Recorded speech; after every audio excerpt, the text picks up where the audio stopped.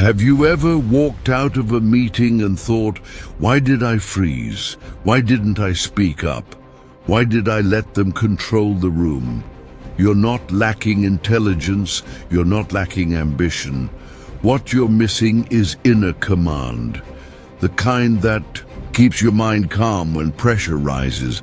In business, men don't lose because they're weak, they lose because they're reactive. They let ego, anxiety, and comparison make their decisions. That is where Stoicism comes in, not as a philosophy to read, but as a weapon to use. In this video, you'll see why Stoic men, the ones who don't flinch, don't chase, and don't overtalk, are the most dangerous players in the game. Not because they intimidate, but because they are unshakable. Business isn't a chessboard of spreadsheets and strategies. It's a battlefield of emotions. We play against anger, anxiety, envy, ego. The real game starts long before the meeting room door opens. Imagine this. You walk into a high-stakes negotiation. Your heart races, your palms sweat, your mind races through scenarios. What if they quote a number? What if they push back? Some barometer inside you ticks louder.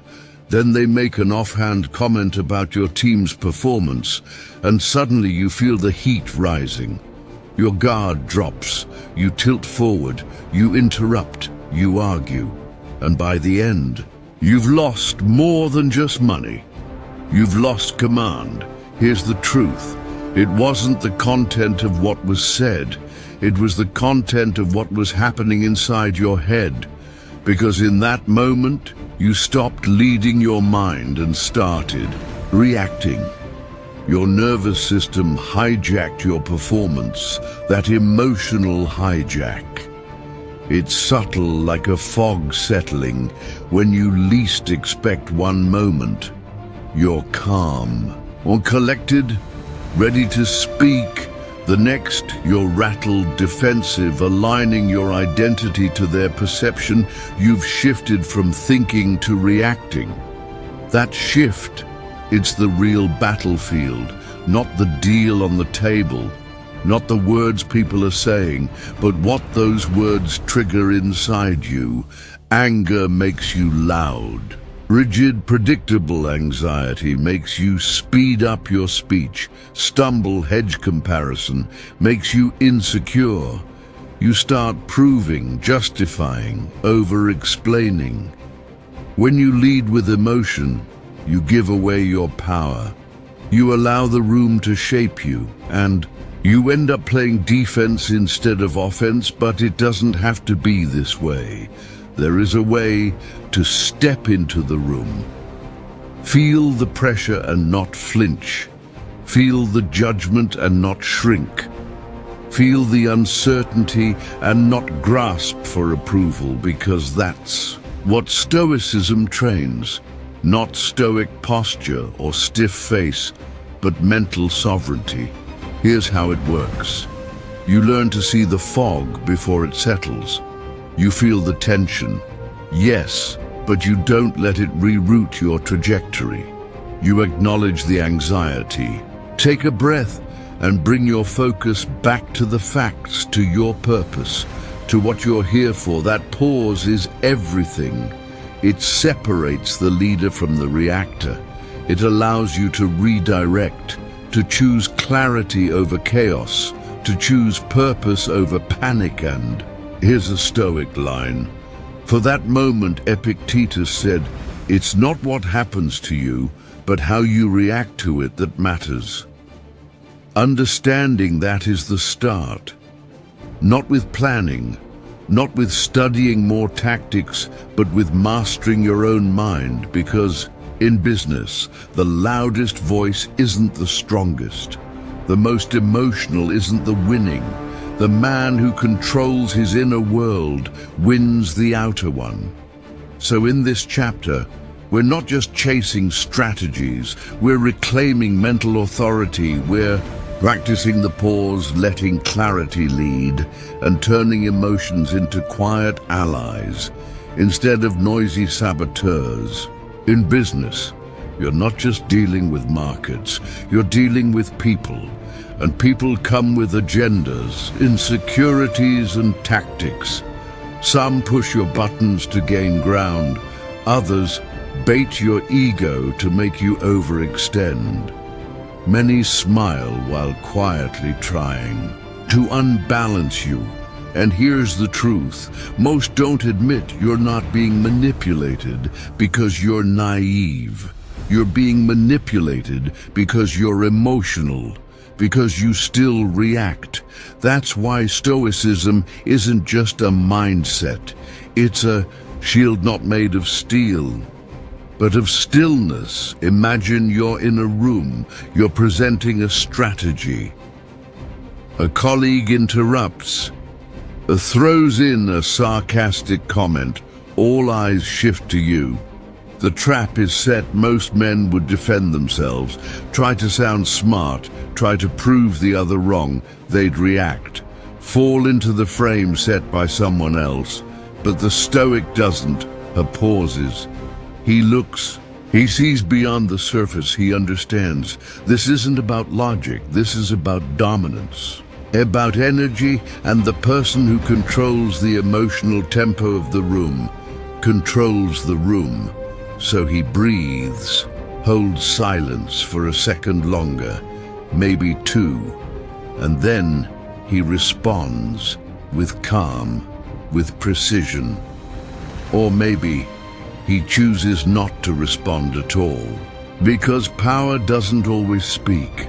That's the Stoic edge. You stop dancing to other people's music, you set your own rhythm. Let's talk about urgency. How many times have you been told, this deal must close now? We need an answer today. This price won't last. These are pressure tactics, not realities, but emotional weapons used to shake your center, and it works when your center isn't trained. The Stoic learns to stand inside the storm. He doesn't speed up just because others are rushing. He evaluates, he delays when necessary, because time is also a weapon, and the one who's not rushed decides better. Now, let's look at criticism. When someone challenges your plan in public, most men become defensive. They try to rescue their image. They tighten up, talk faster, justify every move. But the Stoic sees something else. Criticism is a test, not of ideas, but of posture. So he listens fully without the need to win, and then he either absorbs or redirects, always choosing clarity over noise. Because once you're anchored internally, no one can use your emotions against you. That's the essence. Stoicism doesn't make you cold. It makes you clear. And clarity is the rarest strength in business. It lets you walk into negotiations without fear. Because you're not there to win approval. You're there to execute your purpose. It lets you hear sarcasm without flinching, because you no longer need to prove anything. It lets you stay unshaken, while others overextend in a world of reactive men. The one who doesn't react becomes a force of nature. So remember this. The next time someone tries to bait your pride, rush your decision, shake your frame, let the others flinch, let them rush, let them justify, you breathe. See clearly and choose your move in. Silence. That's not weakness, that's precision. That's Stoicism in action. And that is how you become immune to manipulation. Respect, it's not given because of status. It's not earned through noise. It's not built with titles or loud opinions. Respect is commanded in silence, through posture, through presence, through discipline that speaks louder than words. We live in a world where everyone's trying to prove something. Men raise their voices to be heard, flash achievements to feel valid, overtalk just to fill the void. But here's the truth. The more you talk, the more you explain, the more you try to be seen, the less powerful you seem. The Stoic understands this. He doesn't perform. He doesn't chase approval. He doesn't decorate his silence with unnecessary noise. Instead, he embodies his message. Without needing to say it, you walk into a room. You feel his presence, not because he dominates, but because he's not chasing attention. That's the paradox. The less you try to be impressive, the more people feel your weight. Let's talk about composure. When conflict arises, most men escalate. They interrupt. They push back. They try to win the moment.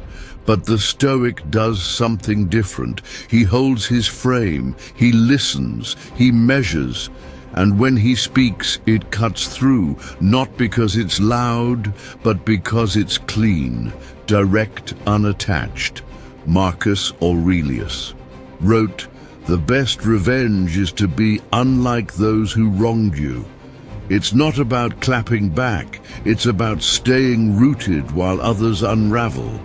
That's the difference between noise and signal in business. You'll be tested. People will talk over you, undermine you, ignore your contribution, especially when you choose silence over ego. But the disciplined man plays a longer game. He lets his results speak, his consistency, his ability to stay unmoved under pressure. That's what people remember, because here's the secret. Men who are feared in silence have more power than men who scream for it. Let's look at your daily presence. Do you enter meetings trying to prove you belong, or do you sit back, observe and speak only when it shifts the direction? Do you rush to defend your ideas, or do you let them speak for themselves? Do you shrink under disrespect, or do you respond with calm clarity?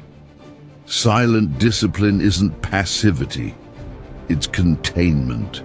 It's being so in control of your emotional temperature that others start adjusting theirs to meet yours. This is why Stoicism is dangerous. It builds an internal thermostat, and while others are triggered by heat, you remain steady, unshaken, undeniable.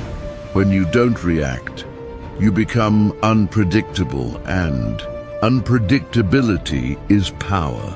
So here's the exercise in your next tense situation. Don't explain, don't justify, don't try to sound smart. Just observe, listen and speak only what's essential. Let silence work for you. Let discipline frame your presence. Let restraint become your language. Because in a world where everyone's trying to be heard, the man who can hold his silence owns the room.